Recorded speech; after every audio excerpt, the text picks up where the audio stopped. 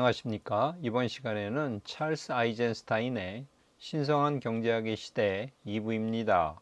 1부에서 보여드린 것처럼 책은 이렇고요. 영어 제목은 Sacred Economics입니다. 부제는 Money, Gift and Society in the Age of Transition입니다. 전환시대의 돈, 선물, 그리고 사회죠. 찰스 아이젠스타인에 대한 소개, 일부 영상을 참고하시기 바랍니다.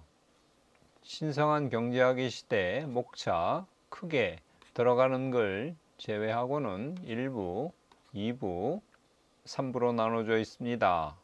앞선 영상에서 1부를 달았죠. 오늘은 2부 내용입니다. 오른쪽 이것은 책 인용 페이지죠. 그러니까 이 부분이 201쪽에서 가져왔다는 것이고 아래 이 부분은 202쪽에서 가져왔다는 뜻입니다. 이태릭체로 오른쪽 상단에 매 화면에서 다루는 주제를 표시해 놨습니다. 아이젠스타인은 직선적인 기하급수적 성장 경제는 자연의 순환 법칙에 위배된다고 지적하고 있습니다. 계속 가속적으로 성장하는 경제라는 건 없다는 거죠. 저자가 주장하는 신성한 경제는 생태계의 연장이고 순환 법칙을 따릅니다. 그래서 산업 공정이나 인간 활동을 통해서 배출되는 모든 물질은 생태계에 되돌아온다는 거죠. 산업 폐기물 같은 건 없다는 뜻입니다.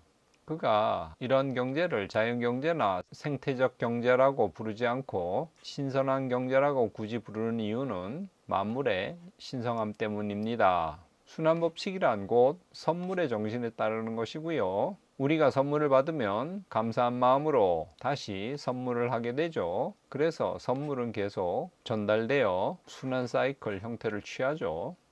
유실론 관점에서 보자면 자연은 파괴되어서는 안 되죠. 신을 믿는 사람이라면 자연을 신의 창조물로 생각하기 때문입니다. 따라서 신의 존재를 인정하는 사람이라면 생명을 소중히 여기고 지구와 지구상의 만물을 최대한 멋지게 사용하려 할 것입니다. 모든 것을 신의 선물로 여기고 감사한 마음으로 잘 활용하고 쓰고 다른 사람에게 선물하려 할 것입니다. 이런 의미에서 아이젠스타인은 신성한 경제라고 칭하는 거죠. 무신론 관점에서 보더라도 쓰레기 제로 경제는 모든 존재의 상호 연결성에 대한 경제적 깨달음입니다. 남에게 행하는 것이 곧 나 자신에게 행하는 것이라는 진리의 구현이라고 말하고 있습니다. 이런 신성한 경제는 경제학자들이 외부 효과라고 부르는 것을 제거해야만 가능합니다. 외부화된 비용이란 다른 누군가 지불하는 생산 비용입니다. 예를 들어 캘리포니아에서 생산된 채소를 펜실베니아에서 더 싸게 살 수 있는 이유 중에 하나는 비용이 제대로 반영되지 않았기 때문입니다. 이게 외부 효과죠. 대수충 고갈, 농약 중독, 토양 염류화 등 농사로 인해 발생하는 현재 비용을 생산자가 부담하지 않으므로 이 비용은 상추 한 포기 가격에 포함되지 않습니다. 게다가 먼 곳을 가는 운송에도 엄청난 비용을 보조받죠. 오늘날 많은 산업들이 비용을 외부화하지 않고는 운용되기 어렵습니다. 예를 들어 해양 석유 시추와 원자력 발전이 수익을 가져다 주는 것은 석유 유출과 원전 사고에 대한 법적 책임을 지지 않기 때문입니다. 그렇기 때문에 신성한 경제에서는 외부 효과를 인정하는 것이 아니라 내부화해야 된다는 거죠. 계속 외부 효과에 대한 설명입니다. 이 효과를 없애면 소득은 내가 갖고 비용은 다른 누군가 지불한다는 이 시대의 사업 계획에 차질이 생깁니다. 비료 사용자라면 나는 비료 질소로 내 땅을 비옥하게 만들고 강하류의 부영양화로 인한 비용은 새우잡이 어부가 치릅니다. 나는 석탄을 태워 전기를 만들고 수은 배출로 인한 의료비용과 산성비로 인한 환경비용은 사회가 부담합니다. 이렇게 소득은 내가 갖고 비용은 다른 누군가가 지불한다는 이 말은 남의 안녕이 나의 안녕과는 근본적으로 무관하다는 분리된 자아의 사고방식을 반영합니다. 남이야 어떻게 되든 상관이 없다는 거죠. 신성한 경제에서는 모든 세상이 분리되지 않고 통합되었다고 보기 때문에 당연히 이러한 외부 효과는 있어서는 안 된다고 생각합니다. 그래서 비용을 내부화하는 거죠. 이렇게 하면 남에게 행하는 것이 곧 나 자신에게 행하는 것이라는 더불어 존재함의 원리를 구현하는 것입니다. 비용의 내부화는 선물 문화에 대한 인식을 반영하는 일이기도 합니다. 선물의 순환 속에서 상대방의 이익이 곧 내 이익이고 상대방의 손해가 곧 내 손해이기 때문입니다. 아이젠스타인은 외부화된 비용을 내부화하는 방법 중에 하나로 탄소 배출권 등 각종 배출권 거래 제도를 예로 듭니다. 공동의 합의를 통해서 어느 정도 탄소를 배출할 수 있는지 그 양을 정하고 그 배출할 수 있는 권리를 기업들이나 공장에게 판매하는 거죠. 또는 탄소세 부과도 방안 중에 하나가 될 수 있습니다. 화석연료에 수익관세를 부과하고 거기서 나오는 수익을 공공에게 돌려주는 거죠. 저자가 말하는 정치적 지배 형태는 분권화, 자기조직화, 개인과 개인의 직접 연결, 생태적 통합을 구현하는 방식을 선호합니다. 그에 어울리는 경제 시스템으로는 상호 보완적 유통 방식과 교환 방식이 공존하는 생태적 시스템을 바라고 있습니다. 그리고 억지로 일하지 않아도 먹고 사는데 필요한 것들이 보장되는 선물 경제를 원하고 있죠. 아이젠스타인은 힘주어 말합니다. 어떤 형태든 정부의 주된 목적은 공유 자원의 관리자 역할을 하는 것입니다. 이렇게 공유 자산을 기반으로 화폐를 발행하거나 채권을 만들 수 있다고 아이젠스타인은 아이디어를 내고 있습니다. 각 공유 자산의 사용 가능량을 정하고 그것을 기반으로 화폐를 발행할 수도 있습니다. 또는 정부가 중앙은행에서 무이자로 돈을 빌리고 위탁 관리하는 공유자산 품목들을 판매해 그 돈을 갚음으로써 신용통화를 창출하는 것도 또 다른 예가 될 수 있습니다. 정부는 투자자들에게 채권을 발행할 수도 있죠. 그런데 여기서 채권들은 무이자로 또는 나중에 설명이 되겠지만 역이자로 마이너스 이자라는 뜻입니다. 발행돼야 한다고 강조하고 있습니다. 왜냐하면 이자가 붙으면 그 이자를 갚기 위해서 돈을 빌린 경제행위 주체들은 무리해서 상품과 서비스량을 늘릴 수밖에 없고 그러면 공유자원의 사용이 끊임없이 증가할 수밖에 없기 때문입니다. 공유자원은 세계정부나 중앙정부가 아니라 지방정부가 관리하고 다뤄야 된다고 아이젠스타인은 강조합니다. 수많은 공유자원이 국지적이기 때문이고 그래서 지방정부는 이 공유자산이라고 하는 실물 자산을 기반으로 화폐를 발행할 수 있는 권한을 가져야 된다고 강조합니다. 공유자원 기반 화폐라는 시스템이 도입되면 많은 것들이 비싸진다고 아이젠스타인은 지적하고 있습니다. 왜냐하면 지금까지는 물건값을 외부화하거나 미래 세대에 떠넘겼기 때문입니다. 그 떠넘긴 비용들이 가격에 포함되기 때문에 값이 올라간다는 거죠. 이렇게 되면 물건값이 비싸기 때문에 사람들이 고쳐 쓰고 재사용, 재활용하는 예가 늘어날 거라고 저자는 말합니다. 그래서 고쳐 쓰는 것보다 사는 것이 더 싼 왜곡된 경제는 사라질 거라고 아인슈타인은 보고 있습니다. 대량으로 만들어서 값싸게 마구 쓰다가 버리는 그러한 상품 경제 시스템이 아니라 자연의 보호와 존중을 기반으로 하는 화폐 시스템이 도입되면 개인들도 자연을 원료로 하는 물건들에 대해서 존중하게 될 것이므로 아주 긍정적인 효과가 발생할 거라고 아이젠슈타인은 말합니다. 빵이나 과일은 오래 두면 다 썩죠. 그런데 돈은 예외입니다. 돈은 태어나서 죽고 다시 태어나는 자연의 순환법칙에서 벗어나 있습니다. 돈은 시간이 지나도 변질되기는커녕 이자에 힘입어 기하급수적으로 불어납니다. 사람들은 종종 빚을 지게 되는데 그 빌린 돈에는 이자가 붙어 있죠. 그래서 점점 더 빚의 굴레에 심하게 빠져들게 됩니다. 일부에서 말했듯이 아이젠스타인은 돈이란 인간의 선물과 필요를 이어주는 멋진 매개체였다고 설명한 바 있습니다. 그런 돈이 어쩌다 이렇게 타락했는지 그에 대한 답을 아이젠스타인은 이자에서 찾고 있죠. 그 이자 또는 고리대금은 우주 속에 분리된 자아라는 우리의 잘못된 자아의식과 불가분 얽혀 있다고 봅니다. 여기서 저자는 질문합니다. 이자의 반대 개념이란 어떤 것일까? 그것은 빵처럼 시간이 지날수록 부패하고 썩는, 그래서 가치가 떨어지는 화폐일 것이라고 아이디어를 냅니다. 다시 말해 채선료. 그러니까 항구에서 배에 물건을 싣거나 내리느라 오래 머물면 머물수록 비용을 더 내죠. 그것을 채선료라고 합니다. 시간이 가면 갈수록 비용이 더 올라가는, 그래서 가치가 떨어지는 채선료라고 알려진 역이자율을 적용받는, 그렇게 되면 화폐는 시간이 지날수록 소멸하게 되죠. 그러한 소멸하는 화폐가 이자의 반대 개념이라고 아이젠스타인은 설명합니다. 역이자 화폐론의 선구자는 20세기 초에 활동했던 실비오 게젤이라고 할 수 있습니다. 그는 역이자 화폐를 자유화폐라고 프리머니라고 불렀습니다. 아이젠스타인은 그를 기리는 의미에서 역이자 화폐를 자유화폐로 부르겠다고 얘기합니다. 게젤은 1906년에 쓴 책에서 지폐 가치의 일부에 해당되는 비용의 스탬프를 주기적으로 지폐에 첨부하는 시스템을 제안했습니다. 예를 들면 1달러 지폐에 매달 1센트짜리 스탬프를 첨부해야 된다고 하면 매년 12%씩 지폐 가치가 감소하게 되는 거죠.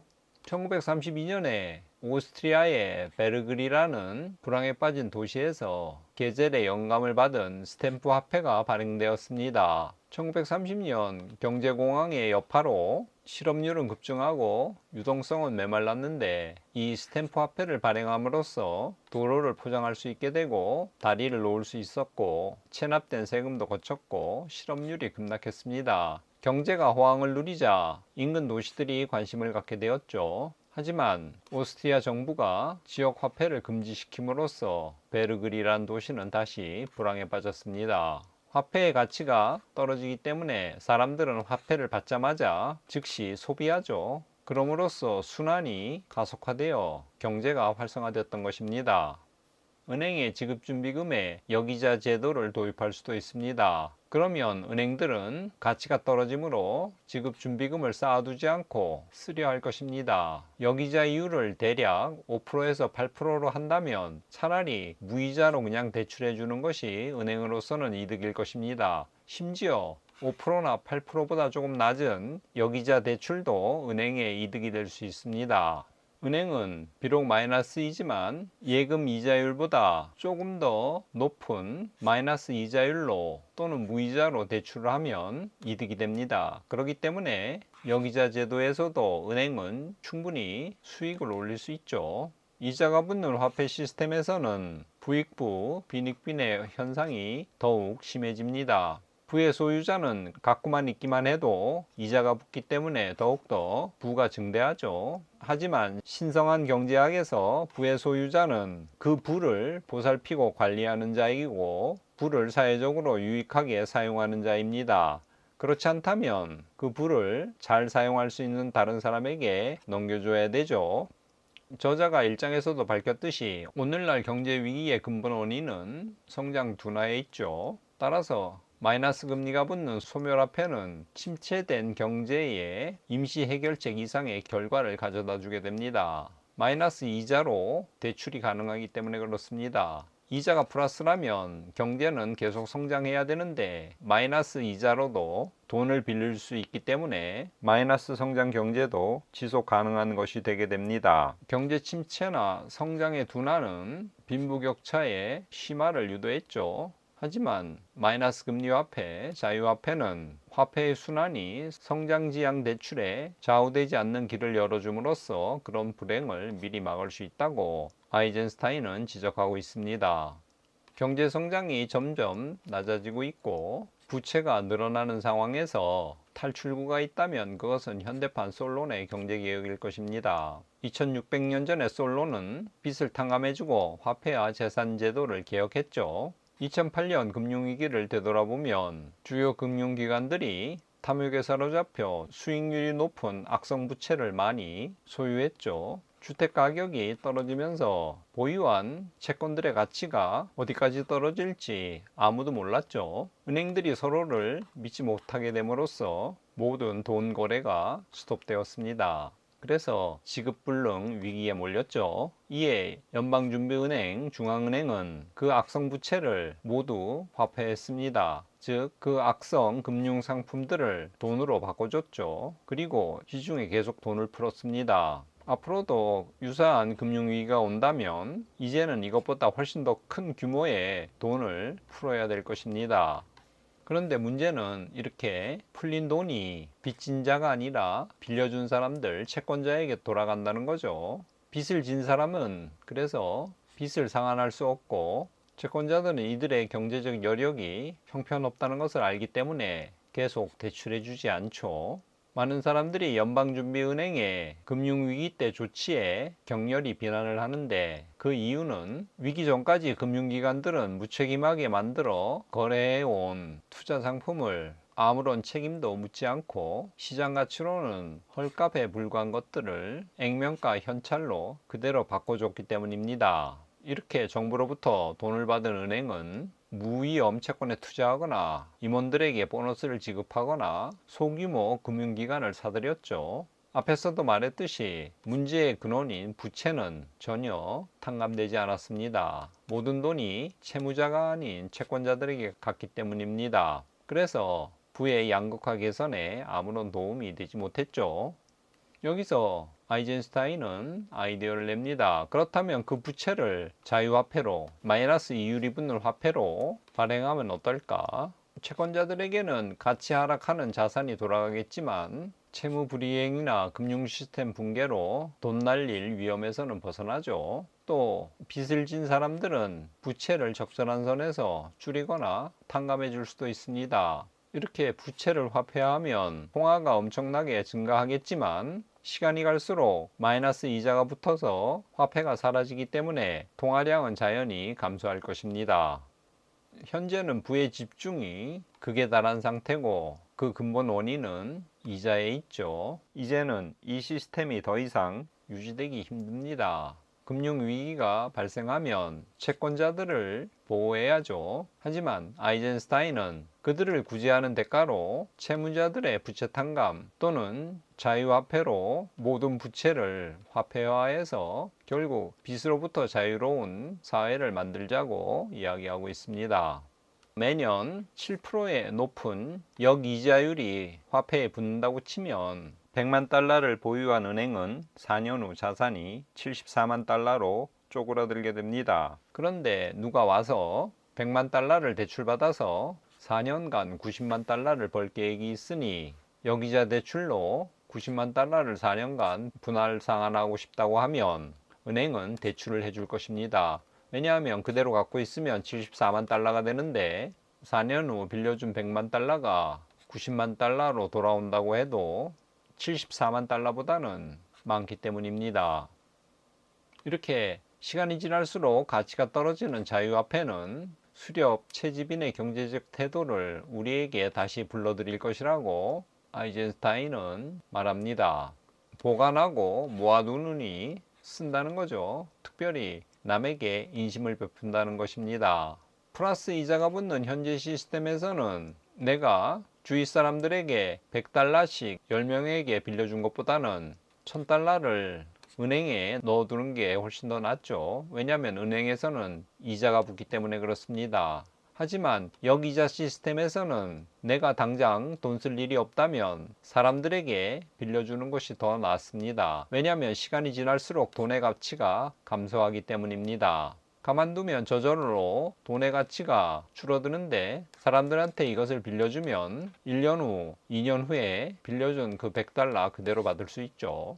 원시시대 사냥꾼도 큰 짐승을 잡으면 대부분의 고기를 사람들에게 나눠줬죠. 왜냐하면 그대로 두면 고기 덩어리는 썩어버리기 때문에 그렇습니다. 산더미같이 쌓인 말린 고기를 이고지고 다니는 것보다는 내게 신세진 사람이 많은 편이 훨씬 더 낫습니다. 내가 공동체 일원에게 나눠준 만큼 그 사람들은 내게 다시 나눠줄 텐데 왜 말린 고기를 이고지고 갖고 다니겠습니까? 수렵 채집 시대의 안전은 나눔에서 오는 것이었습니다. 시간이 갈수록 가치가 떨어지는 자유화폐는 이 세계가 풍요로운 곳이고 만물은 서로 연결해 있고 영원하지 않다는 영적 가르침을 구현할 것이라고 아이젠슈타인은 설명합니다. 이런 가르침은 지금까지 우리가 갖고 있던 사고와 충돌되죠. 특별히 돈과 관련된 일련의 믿음에 관해서 더욱더 그렇죠. 이제는 더 이상 쌓아두지 않고 부자가 되고자 애쓰지 않고 나눔으로 부자가 되는 세상이 도래하는 거죠.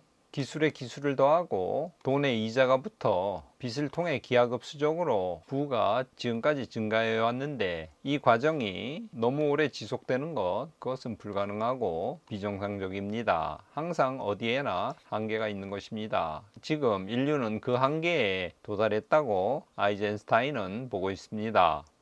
분리의 시대, 단절의 시대가 길어지면 길어질수록 전환의 충격은 더 커질 것이고 하락은 더 급작스러울 것이라고 저자는 지적합니다. 한계점까지 간다면 이렇게 끝까지 올랐다가 급락하는 재앙을 맞을 수도 있을 것입니다. 따라서 남은 공유 자원을 최대한 보호하고 성장을 제한하고 전환의 충격 속에서도 삶을 지탱해 줄 진정한 부를 보존하는 것, 착륙을 서둘러 충격을 줄이는 것이 중요하다고 얘기합니다. 아이젠스타인은 1960년대 히피 운동이나 6.8 혁명 등 당시 일종의 대각성 운동이 일어난 이후 40년이 지났지만 아직도 연착륙을 시도하기에는 늦지 않았다고 목에 힘주어 말하고 있습니다.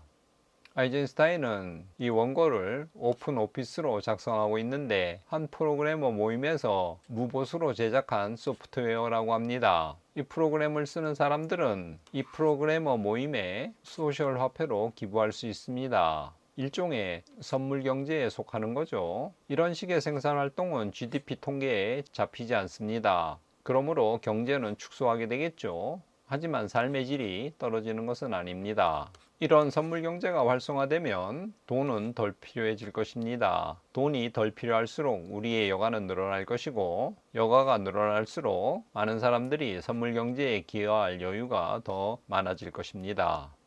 지난 60년 도시, 교외 지역이 팽창했죠. 사람들은 자가용을 타고 거기서 출퇴근을 함으로써 우리를 공동체, 자연, 공간으로부터 단절시켰죠. 그리고 엄청난 자원을 소비하도록 만들었습니다. 하지만 이제 설계자와 건축가들은 고밀도 도시 설계, 소규모 주택, 대중교통 친화적 설계, 운전시간을 줄여주는 복합 용도 개발 등등을 통해 수축 경제로의 전환에 기여하고 있습니다. 도로, 휘발유, 목재 같은 상품이 덜 필요하게 되죠. 활기 넘치는 공공장소들이 많아지면 거대한 개인의 공간의 필요성도 줄어듭니다. 공동체를 이루어 살면 외부의 오락거리에 덜 의존하게 되고 서로를 돕고 나눌 기회가 많아지죠. 이 모든 것이 돈을 매개로 하는 활동의 감소를 의미합니다.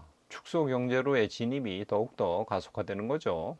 아이젠스타인은 매년 2% 정도의 역성장으로 인류가 사용하는 자원, 대기와 물의 오염도, 그리고 돈에 바치는 시간을 점점 줄이자는 거죠. 2% 비율을 유지하면 200년 후에는 경제가 지구와 균형적 관계에 이를 것이라고 예상하고 있습니다. 인류는 기술 발전을 통해서 효율성을 높였죠. 효율성이 높아지면 일을 줄일 수도 있고 소비를 늘릴 수도 있었는데 우리는 계속 성장 의존적 화폐 시스템에 떠밀려 소비를 늘려왔죠. 새로운 필요를 만들어내거나 필요를 선물의 영역에서 돈의 영역으로 전환하거나 유한한 물질 세계에서 무한한 인간의 필요를 채우려고 했죠. 또한 우리의 몸과 마음의 재능을 끊임없이 개발해 왔습니다. 하지만 이제는 자연과 문화적 공유 자원이 고갈되어 일을 줄일지 소비를 늘릴지 하는 선택의 맥락도 변하고 있습니다. 현재는 도약의 시대가 끝나가고 있습니다. 아이젠스타인은 따라서 지금껏 개발해온 우리 인류의 재능을 진정한 선을 위해, 진정한 목적을 위해 사용하자고 말합니다. 이제는 성장의 시대는 끝났다고 저자는 단언하고 있습니다. 성장을 줄이고 일을 줄여서 에너지를 다른 곳에 써야 한다는 거죠. 우리는 충분히 그럴 수 있다는 것입니다. 기술이 노동시간을 극적으로 줄여서 여가의 시간이 도래할 것이라는 오래된 약속이 실현될 때가 되었습니다. 다만 아이젠스타인은 여가라는 말이 너무 소모적이고 가벼운 이미지여서 별로 마음에 안 든다는 사족을 달고 있습니다. 우리에게는 역성장 경제에 부합한 해야 할 일들이 엄청나게 많습니다. 예를 들어 다시 나무를 심어야 하고 돌봐야 할 많은 아픈 사람들이 있고요. 치유해야 할 지구 전체가 우리의 손길을 기다리고 있다고 아이젠스타인은 말하고 있습니다. 여기서 1920년대 영국의 더글러스 소령이 주장한 사회배당금 또는 사회임금 개념을 아이젠슈타인은 소개합니다. 인류가 산업기술 덕분에 별로 힘들이지 않고 막대한 부를 얻었죠. 그래서 누구도 먹고 살기 위해 힘들게 일할 필요가 없어졌습니다. 우리가 자연자원과 기술 덕분에 누리는 안락한 풍요는 인류 공동의 소중한 재산입니다. 따라서 이 세상에 태어난 사실만으로도 누구나 그 재산을 나눠 가질 자격이 있죠. 그래서 모두에게 배당금을 나눠주자는 것입니다. 아이젠슈타인은 인간에게 나누고자 하는 자연스러운 욕망이 있고 우리에게는 거저 받았으니까 되돌려주고 싶어하는 감사의 마음이 있다는 거죠. 지금까지 경제는 내키지 않는 사람들에게 유인책을 써서라도 나누게 만들기는커녕 우리의 타고난 관대함을 부정하게 만들고 누구에게도 도움이 되지 않는 제도를 영속화하는 데 우리의 재능을 허비하게 만들었습니다. 신성한 경제는 우리의 일하려는 욕구, 나누려는 욕구를 해방시킬 것이라고 말합니다. 주위를 살펴보면 재능을 나누고 싶은 사람은 많은데 돈이 없어서 또는 그 재능을 나누는 것이 돈이 되지 않아서 못하는 사람이 대부분입니다. 세상에는 해야 할 아름다운 일들이 너무나 많지만 지금의 이 화폐 시스템으로는 선물과 필요를 이어주지 못하고 있다고 아인슈타인은 한탄합니다. 높은 기술력 덕분에 아주 적은 노동만으로도 생계에 필요한 모든 것이 쉽게 충족되는 지금 왜 모두가 생계를 위해서 이렇게 힘들게 일을 할까 질문을 던지며 바로 해답을 내놓고 있습니다. 결핍을 유도하는 돈의 본질 때문에 그렇다는 거죠. 신성한 경제학은 사람이 돈 때문에 일하는 것이 아니라 좋아서 일하는 세상을 구상합니다. 일은 하기 싫은 것이라는 편견에 사로잡힌 사람들이라면 이렇게 물을 수 있죠. 만일 좋아서 일한다면 식량은 누가 생산하고 쓰레기는 누가 치우고 누가 공장에서 일하지? 이렇게 말입니다. 아이젠슈타인도 꾸준히 일을 하는 직업들이 금방 다 사라지는 것은 아니라고 인정을 합니다. 다만 점점 더 줄어들 것이라는 거죠. 근본적인 문제를 저자는 던집니다. 왜 쓰레기 수거인이 필요할까? 그토록 많은 쓰레기 수거인이 왜 필요한 걸까? 아이젠슈타인은 답을 냅니다. 그냥 쓰고 버리는 상품이 그만큼 많이 소비되기 때문이라고요. 음식물 쓰레기가 퇴비로 쓰이지 않고 재사용 또는 재활용되지 않은 포장지가 그만큼 많이 사용되기 때문이라고요. 이것은 일회용 제품과 포장재 가격이 터무니없이 싸기 때문이고 포장재를 만드는 자원 채굴 및 산업 공정의 비용 그리고 그 포장재를 매립 소각하는 비용의 대부분이 외부화되었기 때문이라고 진단을 내립니다. 이런 비용들이 만일 내부화된다면 일회용품 생산은 경제성이 감소하고 리필 용기를 사용하자고 하는 환경적 논리가 강화될 것이라고 저자는 지적합니다. 아이젠슈타인은 쓰레기 수거, 접시 닦기 등 사람들이 하기 싫은 일도 하루에 몇 시간씩 한두 시즌 동안만 하면 그렇게 억압적으로 느끼지 않을 것이라고 자신이 과거 일했던 경험을 되살려 설명합니다. 오히려 살다 보면 판에 박힌 일을 하며 쉬고 싶을 때가 있고 자신도 때로 지루한 육체 노동을 하며 정신적 위안을 얻기도 한다고 합니다. 경제학자들이나 특별히 정치가들은 일자리의 증가가 굉장히 중요하다고 얘기하죠. 하지만 아이젠슈타인은 일자리가 대폭 감소한다고 해서 우리가 일 없이 빈둥거리거나 방탕하게 놀면서 시간을 보내지는 않게 될 것이라고 말합니다. 왜냐하면 우리에게는 무한한 욕구도 있기 때문입니다. 자연과의 결속에 대한 욕구, 사랑하고 놀고 창조하려는 욕구, 알고자 하는 욕구, 알려지고자 하는 욕구 등등입니다. 이런 것들은 물건을 더 많이 산다고 채워지지 않죠. 역사를 통해 돈이 점점 보편적 수단이자 보편적 목적, 무한한 욕망의 대상이 되어 왔죠. 하지만 이제 역행의 시기가 시작되었다고 이야기합니다. 이제 인류는 돈이 닿을 수 없는 영역, 돈과 상관없는 영역에 점점 더 많은 에너지를 바치게 될 것입니다. 여가가 증가할 것이고 억지로 하는 일이 아니라 좋아서 하는 일의 증가는 화폐 경제의 역성장에 발맞춰 이루어질 것이라고 아이젠슈타인은 예상하고 있습니다.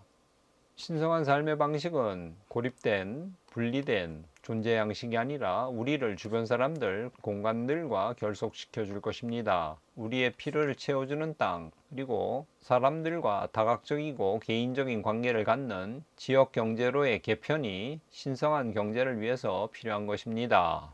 낯선 사람들을 통한 천편일률적인 서비스를 받으며 멀리 떨어진 곳에서 생산된 표준화된 상품을 구매하면서 우리는 단절과 소외를 느끼고 살고 있죠. 이것이 현재 화폐 시스템 속에서의 우리의 삶의 모습입니다. 우리 자신도 그 상품과 서비스처럼 대체 가능하다고 느끼고 있습니다. 따라서 개개인의 가치, 특성, 존엄성이 완전히 무시되는 거죠. 지역 경제를 말한다고 해서 세계 무역 자체를 포기하는 것은 아닙니다. 문제는 세계적 조직화가 필요한 많은 공동 창조의 영역들은 놔두고 식량처럼 지역화가 되어야 할 많은 것들이 세계화되고 있는 것이 문제입니다. 아이젠슈타인이 지역 경제를 선호하는 가장 큰 이유는 공동체에 대한 갈망 때문에 그렇습니다. 공동체는 선물과 이야기라는 두 가지 재료로 만들어진다고 합니다. 선물은 경제적 관계고 이야기는 사회적 관계죠. 서로 아는 사람들끼리 의존하며 사는 것, 그리고 그 공동체는 땅과 그 생태계를 범위로 하죠. 현재 인류는 이 공동체로부터 분리되어 고통을 느끼고 있습니다. 인간은 공동체의 다양한 관계들을 통해서 내가 누구인지 알게 되고 외롭고 비참한 분리된 자아가 아니라는 것을 깨닫게 됩니다. 그러한 공동체의 중요성 때문에 저자는 지역 경제를 선호하는 것입니다.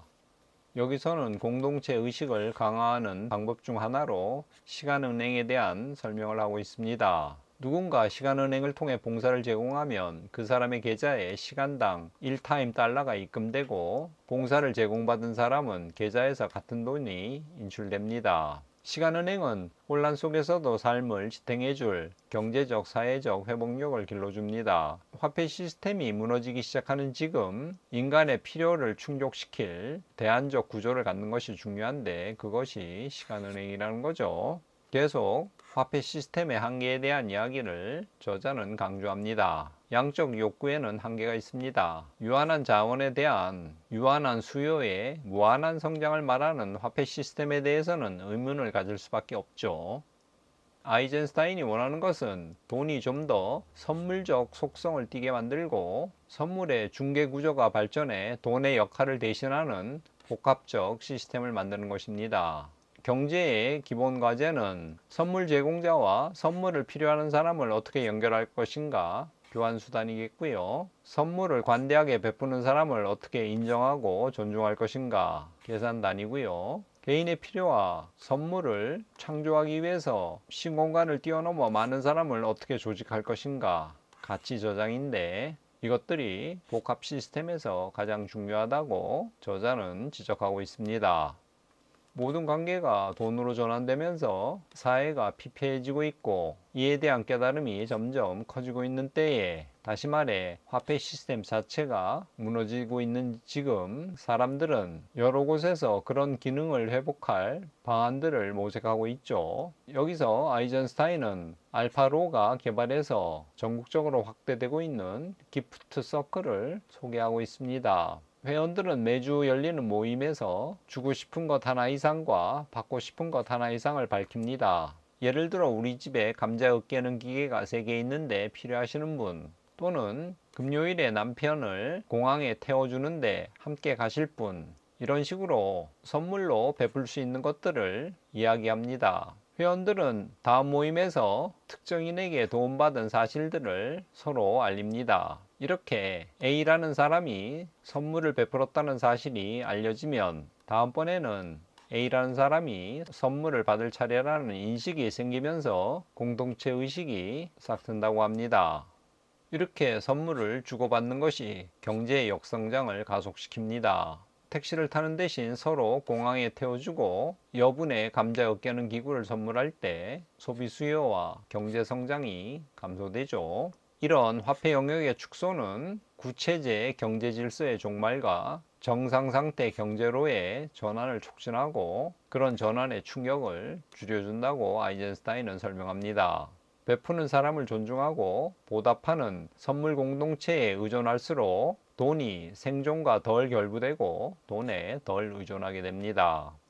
다시 말하지만 아이젠스타인은 소유욕, 지배욕은 분리의 자아로부터 생겨난 욕구입니다. 이에 반해 연결된 자아는 타인과 나누고 자기 자신을 넘어선 더 큰 것에 기여함으로 부유해집니다. 우리가 점점 연결된 자아를 받아들임에 따라 그에 걸맞는 조직 구조가 출현하고 있다고 아이젠스타인은 힘주어 말합니다. 그 구조는 개인의 이익이 조직의 이익에 위배되지 않고 조직의 이익이 사회적 환경적 이익에 위배되지 않는 구조입니다. 개개인의 특별한 재능이 마음껏 표출되고 그 재능의 혜택이 모두에게 돌아가는 구조입니다. 2부 재통합의 경제학을 요약해 보겠습니다. 아이젠스타인은 시간이 지날수록 가치가 줄어드는 여기자 화폐 제도를 제안합니다. 그러면 성장 없는 번영이 가능하고 부의 공정한 분배 효과도 이루어집니다. 토지 등 공유자산을 공동의 이익을 위해서 사용하자고 저자는 말하고 있습니다. 사회 환경 비용의 내부화를 통해서 과도한 개발, 환경 파괴를 방지하자고 설명합니다. 경제와 통화의 지역화를 통해서 서로 의존하는 지역경제 회복을 꾀하자고 말합니다. 사회배당금 제도를 도입하자고 주장합니다. 기술 발전은 인류 공동의 재산이고 자연이라는 공동의 부도 마찬가지죠. 사회배당금을 주면 부의 집중화 현상이 완화되고 어쩔 수 없이 일하는 현상이 방지됩니다. 경제의 역성장을 꾀해서 사회와 자연의 자본이 고갈되는 것을 막자고 주장하고요. 선물 문화를 확산시켜 공동체를 회복하고 사람들을 돈으로부터 해방시키자고 주장하고 있습니다. 이상으로 2부 재통합의 경제학을 마치고 다음 영상에서 새로운 경제를 사는 법에 대해서 소개하겠습니다. 끝까지 시청해 주셔서 감사합니다.